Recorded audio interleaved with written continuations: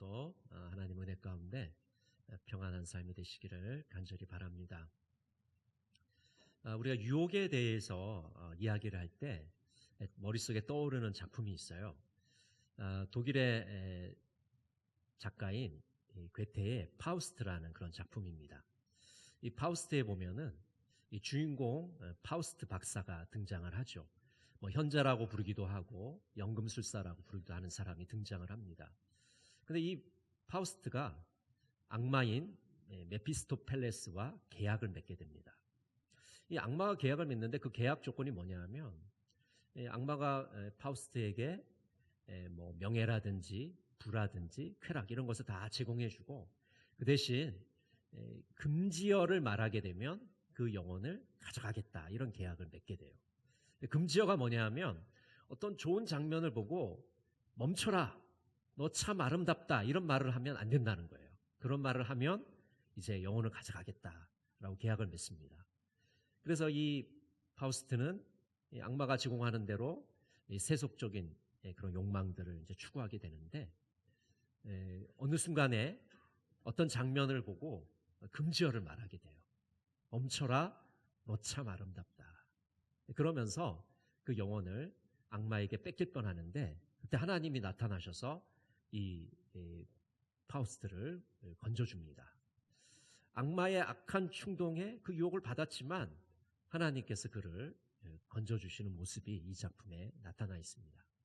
그래서 이 파우스트에서 이 괴테가 말하고자 하는 건 뭐냐 하면 하나님의 사람은 아무리 이 악마의 유혹을 당하고 받더라도 결코 그 올바른 길을 잃지 않는다는 것을 우리에게 말해줍니다.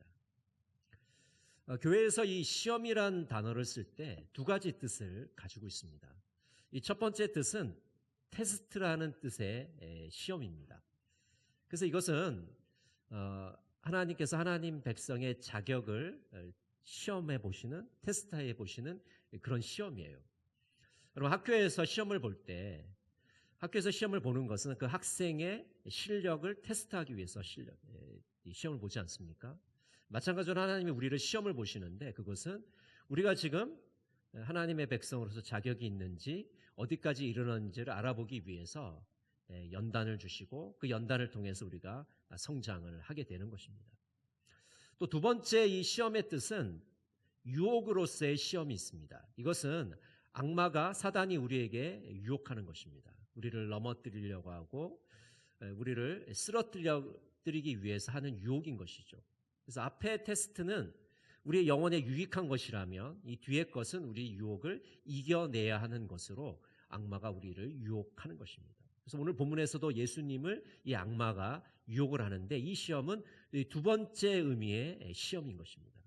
여러분 성경에서 시험이란 단어가 나올 때 이게 첫 번째 뜻으로 쓰였는지 두 번째 뜻으로 쓰였는지 구별하면서 성경을 읽어보시면 더 정확하게 성경을 우리가 읽어 나갈 수가 있습니다. 오늘 본문은 마귀가 하나님의 아들을 흔들고 궤도에서 이탈시키려고 하는 그런 시험입니다. 오늘 예수님은 마귀에게 세 가지 유혹을 받으십니다. 이 첫 번째 유혹은요, 양식의 유혹입니다. 우리 누가복음 4장 3절을 같이 한번 읽어볼까요? 마귀가 이르되 내가 만일 하나님의 아들이거든 이 돌들에게 명하여 떡이 되게 하라. 지금 예수님이 광야에서 40일 동안 굶주리셨어요. 먹질 못하셨습니다.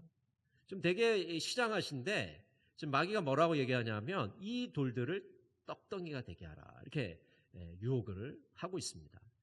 정말 견디기 힘든 참기 힘든 유혹 아니겠습니까? 40일을 쫄쫄 굶었는데 지금 이 돌들을 떡으로 만들게 하라. 물론 예수님은 이 돌들을 떡으로 만드시는 능력이 있습니다. 오병이어의 기적을 만드신 분 아닙니까? 사병이어의 기적을 만드신 분이기 때문에 얼마든지 그것을 하실 수 있는 분이에요. 그렇지만 예수님은 그런 방식을 따르지 않습니다. 왜냐하면 이것은 하나님의 방식이 아니기 때문에. 여러분 정상적으로 우리가 빵을 만드는 방법은 무엇입니까? 밀가루를 빻아서 빵을 만드는 거 아니겠습니까? 근데 마귀는 지름길로 가려고 우리를 유혹합니다. 좀 고된 거 험한 거 가지 말고 편안한 거 좀 추구하라는 거예요. 돌로 떡을 만들면 얼마나 편하냐, 편리하냐라고 예수님을 유혹하고 있는 겁니다. 거기에 대해서 예수님이 이렇게 응수를 하십니다. 신명기 8장 3절 말씀입니다. 너를 낮추시며 너를 줄이게 하시며 또 너도 알지 못하며 내 조상들도 알지 못하던 만나를 내게 먹이신 것은 사람이 떡으로만 사는 것이 아니요 여호와의 입에서 나오는 모든 말씀으로 사는 줄을 내가 알게 하려 하심이니라. 이스라엘 백성들이 광야에서 방황할 때 하나님이 하늘에서 만나를 내려주십니다. 여러분, 사실 우리의 음식은 우리가 농사를 지어서 곡식을 빻아서 먹는 거잖아요. 그런데 하늘에서 만나를 내려주시는 겁니다. 이것은 우리가 떡으로만 사는 존재가 아니라 영의 양식으로 사는 존재, 말씀으로 사는 존재임을 우리에게 알려줍니다. 여러분, 우리 그리스도인들은요, 말씀을 먹어야 되는 존재입니다. 여러분, 우리 의식주가 있어야 됩니다. 물론 우리 육신의 양식도 있어야 돼요. 그렇지만 영의 양식을 먹지 아니하면 되지 아니하는 그런 존재라는 겁니다. 영의 양식을 반드시 먹어야 되는 존재임을 분명하게 말씀해 줍니다. 두 번째 유혹은 권세와 영광의 유혹입니다. 우리 누가복음 4장 5절부터 7절 말씀을 같이 한번 읽어보겠습니다. 마귀가 또 예수를 이끌고 올라가서 순식간에 천하 만국을 보이며 이르되 이 모든 권위와 그 영광을 내가 내게 주리라. 이것은 내가 내게 준 것이므로 내가 원하는 자에게 주노라. 그러므로 내가 만일 내게 절하면 다 내 것이 되리라. 마귀가 예수님을 높은 산으로 데리고 올라갑니다. 그러면 세상 모든 나라를 보여줘요. 그러면서 하는 말이 이 내게 절하면, 마귀에게 절하면 이 모든 권세와 영광을 너에게 주겠다. 이 마귀의 유혹은요, 이 세상의 주인이 누구인지를 우리에게 묻는 그런 유혹이에요. 여러분, 이 세상 만물의 주인이 누구입니까? 마귀입니까? 하나님이시잖아요. 이 우주 만물의 주인이 하나님이심을 우리에게 분명하게 말씀해 주는 겁니다. 마태복음 28장 18절에 보면 예수께서 나와 말씀하여 이르시되 하늘과 땅의 모든 권세를 내게 주셨으니 라고 말씀합니다. 하늘과 땅의 모든 권세를 아버지께서 아들에게 주신 것입니다. 그래서 하늘과 땅의 주인이 바로 예수 그리스도이신 것이죠. 예수님이 주인이신데 주인이신 예수님에게 마귀는 뭐라고 말하냐면 나한테 절하면 내가 너에게 주겠다. 여러분, 예수님 건데 누가 누구한테 준다는 겁니까? 마귀가 헛소리를 하는 것이죠. 이 세상의 주인은 하나님이시기 때문에, 우리 주님이시기 때문에 마귀는 그것을 줄 권한도 능력도 없는 것입니다. 이 권세와 영광은 하나님께 속한 것임을 분명하게 말씀해 주는 것이죠. 신명기 6장 13절에 이렇게 말씀합니다. 내 하나님 여호와를 경외하며 그를 섬기며 그의 이름으로 맹세할 것이니라. 여러분, 우리 예수 믿는 사람들은 하나님을 섬기는 자들입니다. 하나님을 경외하는 자들입니다. 마귀를 섬기는 자가 아니라 하나님을 섬기며 하나님께 절하는 자입니다. 오직 하나님께만 예배드리시는 여러분 모두가 되시기를 간절히 바랍니다. 세 번째 유혹은 인기의 유혹입니다. 누가복음 4장 9절 11절 우리 같이 한번 읽어보겠습니다. 또 이끌고 예루살렘으로 가서 성전 꼭대기에 세우고 이르되 내가 만일 하나님의 아들이어든 여기서 뛰어내리라. 기록되었으되 하나님이 너를 위하여 그 사자들을 명하사 너를 지키게 하시리라 하였고 또한 그들의 손으로 너를 받들어 내 발이 돌에 부딪히지 않게 하시리라 하였느니라. 마귀는 예수님을 성전 꼭대기에 세우고 뛰어내리라고 말합니다. 뛰어내리면 하나님께서 다치지 않도록 받들어 주시겠다, 받쳐주시겠다라고 말하고 있는 것이죠. 이것은 인기에 대한 유혹입니다. 예수님께서 높은 성전 꼭대기에서 뛰어내리시면 멀쩡한 모습을 보고 사람들이 환호할 겁니다. 아, 예수님이 하나님의 아들이시구나. 예수님이 메시아이시구나. 예수님의 인기가 치솟을 것입니다. 근데 예수님은 그런 방식을 따르지 않습니다. 왜냐하면 이 모든 것들이 바로 하나님을 시험하는 행동이기 때문입니다. 시편 91편 11절 12절은 이렇게 말씀합니다. 그가 너를 위하여 그의 천사들을 명령하사 내 모든 길에서 너를 지키게 하심이라. 그들이 그들의 손으로 너를 붙들어 발이 돌에 부딪히지 아니하게 하리로다. 정말 놀라운 건 뭐냐면요, 마귀가 성경 말씀을 인용하고 있다는 겁니다. 우리가 생각하기에 마귀는 성경 말씀을 인용 안 할 것 같잖아요. 근데 성경 말씀을 인용해서 예수님을 지금 유혹하고 있어요. 근데 문제는 뭐냐면 우리도 이 성경 말씀을 인용하지만 그것을 제대로 사용하느냐 제대로 사용 안 하느냐가 굉장히 중요해요. 법도 마찬가지 아닙니까? 어떤 상황에 어떻게 적용하느냐가 굉장히 중요합니다. 지금 마귀는 잘못 사용하고 있어요.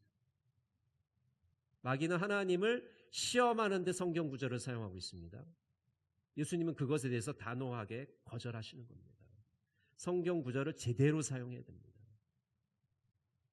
성전 꼭대기에서 일부러 떨어지는 행동은 하나님을 시험하는 행동입니다. 하나님을 모독하는 행동입니다. 하나님을 업신여기는 행동입니다. 신명기 6장 16절은 이렇게 말씀합니다. 너희가 마사에서 시험한 것 같이 너희의 하나님 여호와를 시험하지 말고. 앞서 말씀드린 것처럼 하나님이 우리를 시험하시는 것을 우리가 테스트라고 말씀드렸잖아요. 그런데 이 테스트는요, 하나님이 인간에게 하시는 거지 인간이 하나님을 할 수가 없습니다. 인간이 하나님을 시험하는 것은 신성모독입니다. 하나님을 멸시하는 행동입니다. 하나님을 시험하는 행동입니다. 그렇기 때문에 우리는 하나님을 시험하는 자가 아니라 하나님을 의지하는 자가 되어야 됩니다. 하나님을 믿고 신뢰하는 자들이 되어야 합니다. 여러분, 우리 자신의 인기보다 하나님을 드러내시고 하나님의 이름을 높여드리시는 여러분 모두가 되시기를 간절히 바랍니다. 마귀가 예수님을 시험하는 모습을 보면 우리는 마귀의 전략을 파악할 수가 있습니다. 오늘 본문에 보면 마귀는 다양한 방식으로 유혹하는 것을 우리가 보게 됩니다. 마귀는 시간과 장소를 가리지 않습니다. 대상을 가리지 않습니다. 오늘 하나님의 아들도 시험하는 모습을 우리가 보게 되죠. 감히 어떻게 하나님의 아들을 시험합니까? 근데 마귀는 그렇게 해요. 심지어 어떤 상황이냐면 성령의 이끄심을 받아서 지금 광야에서 기도하고 계시는데 그 예수님을 지금 시험하고 있습니다. 이 모습을 통해서 우리가 어떤 것을 우리가 보게 되냐면 우리가 은혜 충만할 때도 마귀는 우리를 시험하겠구나라는 것을 우리가 생각해야 됩니다. 내가 예수를 잘 믿고 내가 이렇게 은혜가 충만하니까 마귀가 나를 가만두겠지, 천만의 말씀입니다. 내가 은혜 충만한 때도 마귀는 나를 시험해요. 나를 쓰러뜨리려고 노력을 하고 있다는 것을 잊지 말아야 됩니다. 하나님의 아들도 그렇게 하고 있지 않습니까? 또 마귀는 그리스도인들의 연약한 틈새를 공략합니다. 우리의 그 연약한 부분을 파고 들어옵니다. 약한 고리를 공격합니다. 우리의 아킬레스건을 쓰러뜨립니다. 그래서 우리는 우리 자신의 약점을 파악하는 것이 굉장히 중요합니다. 내 약점이 무엇인지를 알아야만 마귀의 공격을 막아낼 수가 있기 때문입니다. 켄달은 이렇게 말합니다. 시험하는 자는 유혹할 때 우리 자신의 연약함을 이용한다. 예를 들면 돈을 사랑하는 것, 명성을 좋아하는 것, 불신앙, 두려움, 깊은 상처, 성경 지식의 부족, 야망, 용서할 수 없음, 문화적 차이나 개성 등이다. 마귀가 우리를 시험할 때, 유혹할 때 연약한 부분을 이용한다고 말하고 있습니다. 그래서 우리는 우리의 연약함을 잘 알고 있어야만 마귀의 공격을 막아낼 수가 있는 것이죠. 창세기 3장에 보면 아담과 하와의 타락이 나옵니다. 뱀이 아담과 하와를 유혹하잖아요. 그러니까 이 아담과 하와가 이 선악과를 바라보면서 보암직도 하고 먹음직도 하고 탐스럽다고 말하고 있습니다. 마귀는 이 아담과 하와의 연약한 부분을 공격하고 있는 거예요. 그들의 시각적인 욕구를 공격합니다. 그들의 미각적인 욕구를 공격합니다. 그들의 지적인 호기심을 공격합니다. 그들의 연약함을 지금 공격하고 있는 겁니다. 마귀는 우리의 강한 부분을 절대 공격하지 않습니다. 우리의 연약한 부분을 치는 겁니다. 그리고 마귀는 계속해서 우리를 공격합니다. 잠시 공격하고 멈추는 것이 아니라 우리가 쓰러질 때까지, 넘어질 때까지 공격합니다. 그래서 지금 실패하면 마귀는 뭐라고 얘기하냐면 다음 기회로 공격할 기회를 삼습니다. 그래서 두고 보자고 말합니다. 두고 보자. 언젠가 너를 넘어뜨릴 거다. 이런 마귀의 계략을 우리는 잘 알고 있어야 됩니다. 여러분, 우리는 이러한 마귀의 유혹을 어떻게 극복할 수 있을까요? 먼저 성령 충만해야 합니다. 한번 따라해 보실까요? 성령 충만해야 한다. 종교개혁자 루터에게 어떤 사람이 찾아와서 이렇게 말했습니다. 선생님은 마귀의 유혹을 받으십니까? 죄의 유혹을 당하십니까? 그러자 루터가 웃으면서 얘기합니다. 저도 물론 마귀의 유혹을 받습니다. 죄의 유혹을 당합니다. 그러나 저는 이것을 중요하게 생각합니다.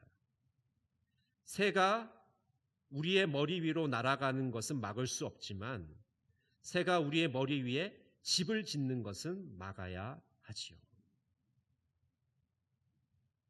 새가 우리 머리 위로 날아가는 건 우리가 막을 수는 없어요. 그렇죠? 근데 새가 우리 머리 위에 집을 짓는 것은 막을 수 있다. 악한 생각들과 악한 습관들이 우리를 지배하지 못하도록 해야 됩니다. 지나가는 것은 막을 수가 없어요. 그러나 우리의 마음을 지배하는 것은 막아야 됩니다. 우리의 마음에 잡초로 뒤덮이지 않도록 우리가 우리의 마음의 정원을 잘 가꾸어 나가야 하는 것입니다. 그러기 위해서 우리는 매 순간 성령의 충만함을 간구해야 됩니다.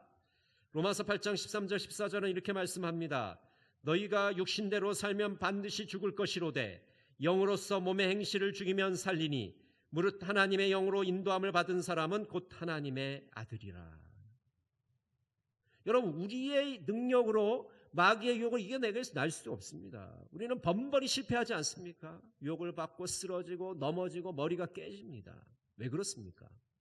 성령의 능력을 의지하지 않기 때문에. 마귀의 유혹을 이기려면 우리의 힘만으로는 부족합니다. 성령의 능력을 의지할 때 마귀의 유혹을 이길 수 있는 줄로 믿습니다. 성령께서 우리를 지배하셔야 됩니다. 성령 충만해야 됩니다. 성령께서 우리의 길을 인도하셔야만 우리는 마귀의 유혹을 능히 이겨나갈 수가 있는 것이죠. 여러분, 매 순간 성령 충만함을 사모하시고 성령 충만함을 간구하시는 우리 동강의 모든 성도들이 되시기를 간절히 바랍니다. 두 번째는 우리는 어떻게 이 마귀의 유혹을 이겨나갈 수 있습니까? 말씀을 통해서 이 유혹을 이겨나갈 수가 있습니다.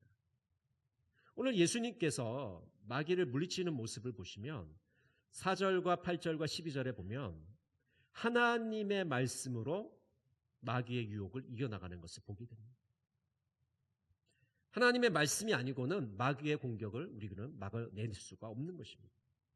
시편 119편 9절 11절은 이렇게 말씀합니다. 청년이 무엇으로 그 행실을 깨끗하게 하리이까? 주의 말씀만 지킬 따름이니이다. 내가 주께 범죄하지 아니하려 하여 주의 말씀을 내 마음에 두었나이다. 여러분, 세상 사람들하고 우리하고 차이점이 뭡니까? 똑같이 마귀의 유혹 받고 있잖아요. 우리 마귀의 유혹 안 받습니까? 근데 차이점은 뭐냐 하면요, 하나님의 말씀을 내 마음에 두어서 그 말씀을 지키려고 몸부림을 친다는 거예요. 그 말씀대로 우리가 살려고 노력하기 때문에 마귀의 유혹을 우리가 이겨나갈 수가 있는 겁니다.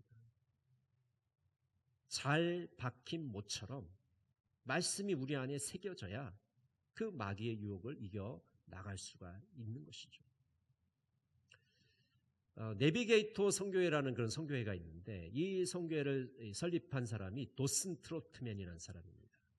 이 도슨 트로트맨은요, 20살이 될 때까지 많은 죄악을 짓고 살았습니다. 남의 돈을 훔치고 늘 술에 쩔어서 알코올 중독자로 살고 있었습니다. 여러분 20대 청년, 한창 꿈과 희망이 넘쳐야 될 이 청년이 이렇게 악마의 유혹 속에 살고 있었습니다. 근데 어느 날 우연히 교회에 가게 되었는데 그날 마침 성경 암송 대회를 하는 날이었어요. 근데 사회자가 뭐라고 얘기하냐면 오늘 성경 이 20구절을 암송하는 사람에게 상금을 주겠습니다. 근데 도순 트로트면은 성경 암송을 하고 싶은 마음이 없죠. 일도 없죠. 근데 상금을 주겠다는 말을 들으니까 그 자리에서 20구절을 외웠습니다. 그래서 상금을 타요. 그러면서 그 과정 속에서 이 사람이 예수님을 만나게 됩니다. 예수님을 영접하고 그 3년 동안 1000구절을 암송하게 돼요. 하나님의 말씀을 암송하면서 그의 삶이 변화되게 됩니다. 그래서 알코올 중독자에서 말씀 중독자로 변하게 돼요. 하나님의 복음을, 말씀을 전하는 사람으로 살게 돼요. 그래서 내비게이터 선교회를 설립하게 됩니다. 여러분, 성경 암송이 무엇입니까? 하나님의 말씀을 내 마음속에 새기는 거예요. 조각가가 돌에게 새기는 것처럼, 나무에 새기는 것처럼 우리들의 마음의 판에, 심령에 하나님의 말씀을 새기는 겁니다. 하나님의 말씀이 우리에 새겨지면 우리는 그 말씀의 힘을 통해서 악마의 유혹을 이겨 나갈 수가 있는 겁니다. 하나님의 말씀을 암송하시고 그 말씀을 내 마음에 두어서 마귀의 유혹을 이겨나가시는 우리 동강의 모든 성도들이 되시기를 간절히 바랍니다. 여러분, 마귀의 공격을 막을 준비가 되어 있으십니까? 우리가 준비되어 있지 않으면 마귀에게 당할 수밖에 없어요. 에리 자원은 이렇게 말합니다. 어떤 경우에도 죄가 우리 마음속에 머물러 있도록 허용해서는 안 된다. 죄가 다가오는 바로 그 순간 안 돼 라고 말하는 것을 배우라. 그렇게 할 때 비로소 승리할 수 있다. 여러분, 마귀는요, 거친 모습으로 우리에게 다가오지 않습니다. 늘 화려하고 위장된 천사의 모습으로 우리에게 다가옵니다. 그리고 우리 귀에 이렇게 속삭여요. 죄악을 지어도 괜찮아. 죄를 지어도 아무렇지도 않아. 그렇게 우리 귀에 속삭여요. 여러분, 마귀가 우리에게 이렇게 속삭일 때 여러분은 안 돼라고 말하시기 바랍니다. 여러분, 손을 들으시고 한번 따라해 보세요. 안 돼. 여러분, 우리가 살살 하면 마귀의 말을 들을까요? 안 듣겠죠? 단호하게 정색하면서 하셔야 됩니다. 안 돼. 네, 웃으면서 하는 분이 있어요. 이거 웃으면서 하시면 안 됩니다. 단호하게 안 돼! 라고 말해야 돼요. 마귀가 우리 마음속에 와서 속삭일 때, 죄를 지으라고 유혹할 때 안 돼라고 말하세요. 마귀는 물러갈 줄로 믿습니다. 윌리엄 건은 이렇게 말했습니다. 당신의 외적 감각에 파수꾼을 세우라. 이런 것들은 사탄의 상륙장이다. 특히 눈과 귀가 그렇다. 윌리엄 건은 뭐라고 얘기하냐면 우리의 감각기관이 사탄의 상륙장이 될 수 있다는 거예요. 여러분, 우리의 눈으로 얼마나 많은 나쁜 것들을 봅니까? 우리의 귀로 얼마나 나쁜 걸 듣습니까? 우리의 입으로 얼마나 나쁜 걸 말합니까? 이게 다 사탄의 상륙장이 될 수 있다는 거예요. 이것을 막기 위해서는 파수꾼을 세워야 됩니다. 시편 141편 3절 이렇게 말씀합니다. 여호와여 내 입에 파수꾼을 세우시고 내 입술의 문을 지키소서. 여러분, 우리의 감각기관에 파수꾼을 세워야 됩니다. 우리의 눈에 파수꾼을 세워야 됩니다. 우리의 귀에 파수꾼을 세워야 됩니다. 우리의 입에 파수꾼을 세워야 합니다. 우리의 손에 파수꾼을 세워야 됩니다. 파수꾼을 세워야 마귀의 유혹을 우리가 이겨 나갈 수가 있는 것입니다. 함께 시를 나누려고 합니다. 어둠의 그림자, 속삭이는 유혹, 마귀의 손길 영혼을 올가매네. 세상의 쾌락, 달콤한 번노와 진리의 빛 가르고 마음을 흐리네. 그러나 두려워 마라. 홀로 싸우지 않으리. 성령의 능력 내 안에 흐르네. 믿음의 방패 소망의 투구 쓰고 진리의 말씀 검이 되어 싸우리라. 유혹의 파도 거세게 몰아쳐도 흔들리지 마라. 주님 함께 하시네. 말씀의 반석 굳건히 붙잡고 승리의 노래 힘차게 부르리라. 마귀의 권세 영원히 멸하리니 성령의 능력 내 안에 충만하리라. 말씀의 진리 내 길을 밝히고 영원한 생명 주님 안에서 누리리라. 여러분, 마귀는 매 순간 우리를 쓰러뜨리려고, 우리를 넘어뜨리려고 우리를 찾고 있습니다. 다양한 방식으로 우리를 넘어뜨리려고 유혹합니다. 우리는 그 마귀의 유혹을 어떻게 이겨나갈 수 있습니까? 성령의 충만함으로, 말씀의 능력으로 우리는 이겨나갈 수 있습니다. 이번 한 주간도 하나님이 주시는 힘을 통해서 마귀의 유혹을 이겨나가시는 여러분 모두가 되시기를 간절히 바랍니다. 기도하겠습니다. 사랑의 하나님, 우리는 시시각각 마귀의 유혹을 받고 있습니다. 예수님께서 마귀의 유혹을 이겨내신 것처럼 저희들도 이 시험을 잘 이겨내게 하여 주시옵소서. 예수님의 이름으로 기도드립니다.